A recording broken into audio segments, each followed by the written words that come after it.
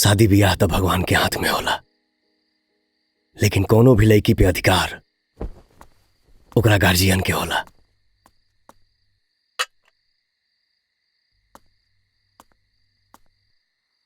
गलती से राउर बेटी हमसे प्यार करेली, ये हमार खुशकिस्मती बा, और हम भी इनसे बहुत प्यार करेनी। कब तक, आखिर कब तक रुआ गीतांजलि की फिक्र करत रहा? यकीन करी, बहुत अच्छे से ख्याल रखा।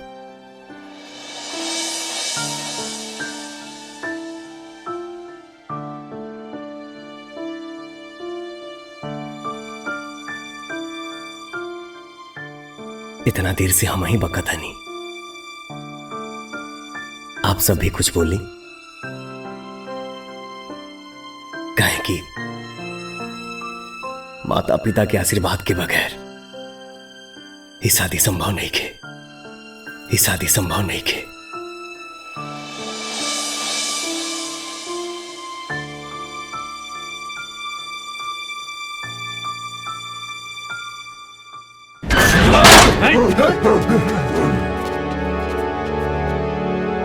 पापा मान जाई ना।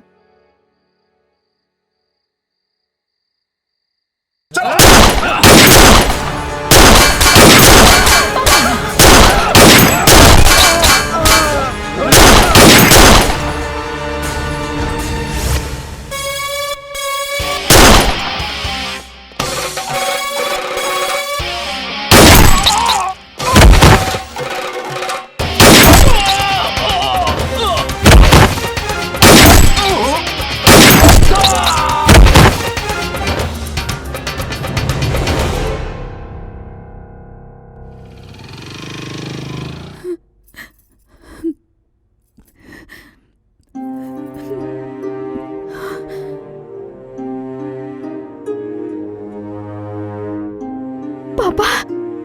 बेटी, तू हमरा जिंदा देखल चाहता हूँ?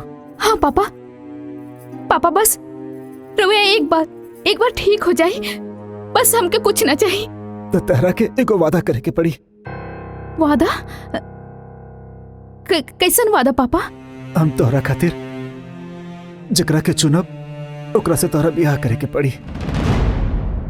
पापा। बोला बेटा। माँ। बोला करबो कि ना बेटा?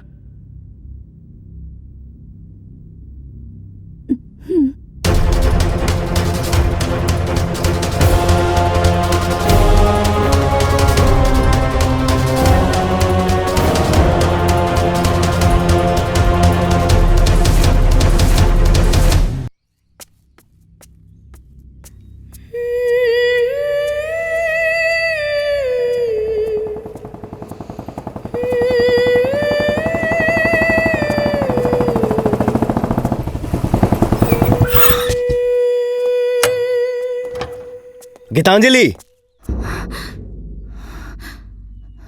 ई का हो गइल बा तोहरा? हाँ, काल्हे से फोन करता नहीं उठावत। बाबूजी के तबीयत भी अभी तक ना जान पौनी। के जानत रहे कि ऐसा घटना घट जाई, वो खातिर हमरा अफसोस बा। हो गई, अब हम बोली कुछ हो? एमे केहू के दोष नहीं के, हमनी के किस्मतें खराब बा। विधाता के शायद मंजूर नहीं खे कि हमनी दोनों जीवन साथी बनी। ई का बकतारू? सच राजा, अगर हम तोहरा से ब्याह कैनी तो हमार बाबूजी मर जाइए। बाबूजी मर जाइए। हम बाबूजी से वादा कैले बानी कि वो जवन लड़का जैसे लड़का हमरा खातिर देखिए हम ओकरा के स्वीकार करब। राजा, तू हमके भूल जा, हमनी के साथ बस एजे तक रहल। गीतांजलि, तो के हमार क्रिया, हमार प्यार के कसम।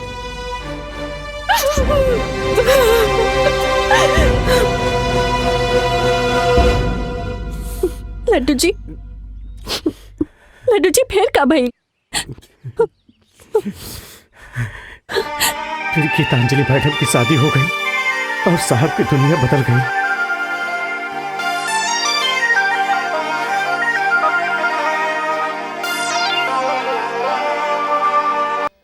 हाँ डॉक्टर साहब बताएं, क्या कहा था नहीं?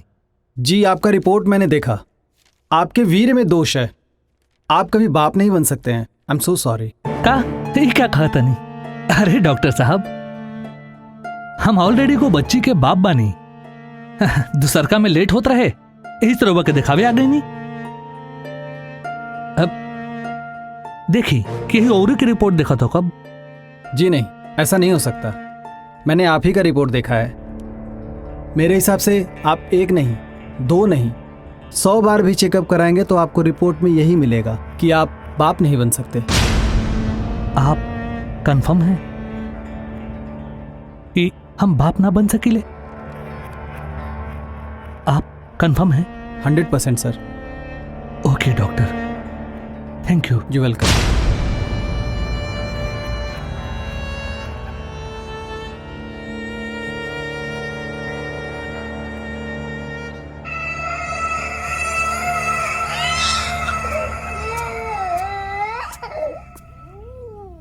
सुनी जी, हमके एजा काहे बोलौनी है?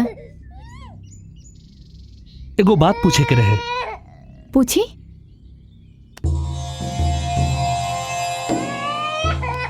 ये लड़की हमार बिया? हाँ, ई राउर लड़की हिया। तू सच कहता रू? ये लड़की हमार बिया? हम सच कहता नहीं, हमने के लड़की हिया। गीतांजलि, 2 साल हो गए चुप हो जा बेटा। और हमनी के कोनो दूसर लड़का ना भई, ता हम डॉक्टर के लगे चेकअप करावे चल गए ने। और पता बा वो डॉक्टर हमके का ना कहलस? ना चुप हो जा। और वही कहलस का कहलस? कि हम तो बापे ना बन सके नहीं। ना, ये लड़की हमरे भी है ना? हाँ, ई राउर बेटी हिया, हमनी के अंजलि। 2 साल हो गए, 2 साल हम एगो नाजायज के आपन लड़की समझ के ना बेटा चुप हो जा। पालत रहनी। चुप हो जा। और तोहरे कोख से पैदा भइल बिया ना? अरे जब हम ना। बापे ना बन सकीले ते लड़की हमार कैसे हो सकेले? बतावा ना। ए जी, ये अपन खून हिया, अपन अंजलि। अरे ये हमार लड़की है ना? हाँ हमार है ना? हाँ हमार है अंजलि। ये लड़की हमार है ना? हाँ ता हम एकरा साथे कुछो कर सकीले, है ना? मतलब? है ना?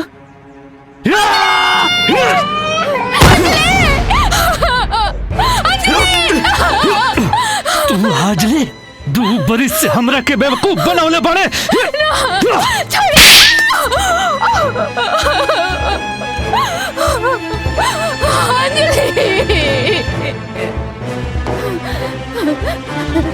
राजा,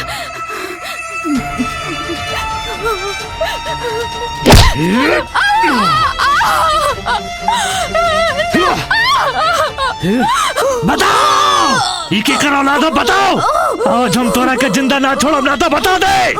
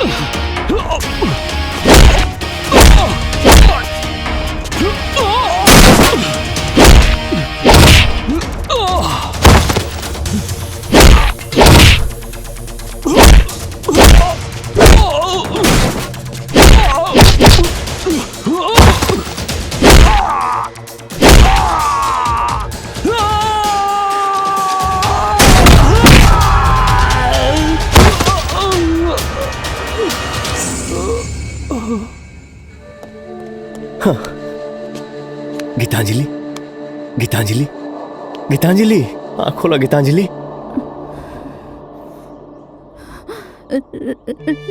राजा, राजा,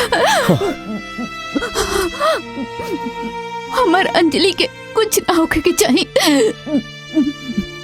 और कबो ओके अपन पति ना मनी। राजा, राजा, हमार अंजलि,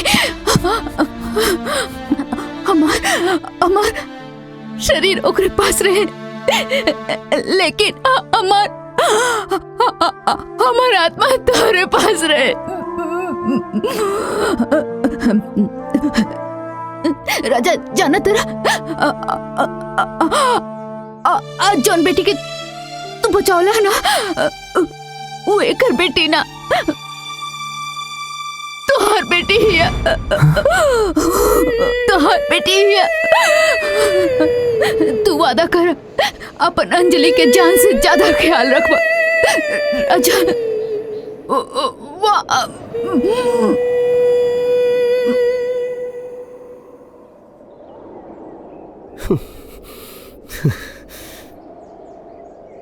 गीतांजलि, ए,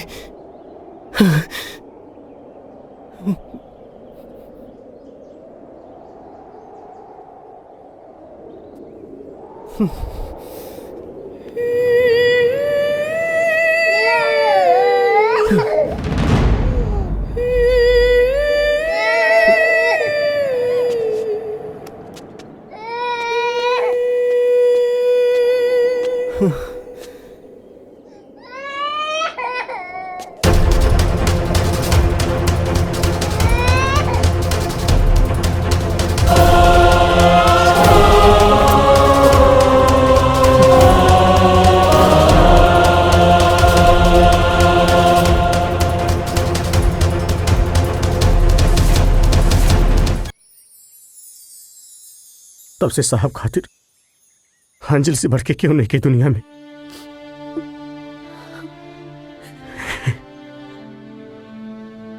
दो मिनट खातिर अगर अंजलि इन्हें उन्हें चल जाली ना तो समझे साहब के प्राण निकल जाला। ये एहसान हम जिंदगी भर ना भूलब। Thank you so much. जी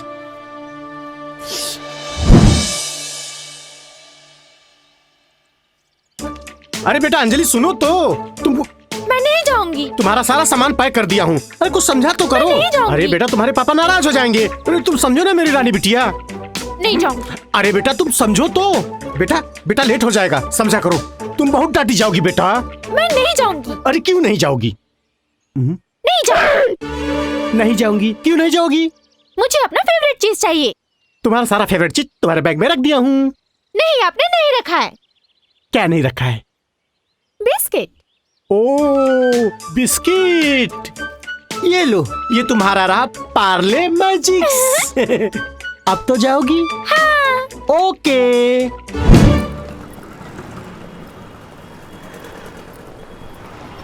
जाओ। बाय बाय बेटा। Bye bye Laddu uncle.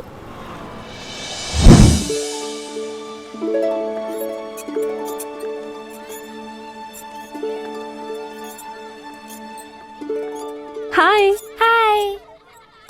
मैं काजल। मैं अंजलि।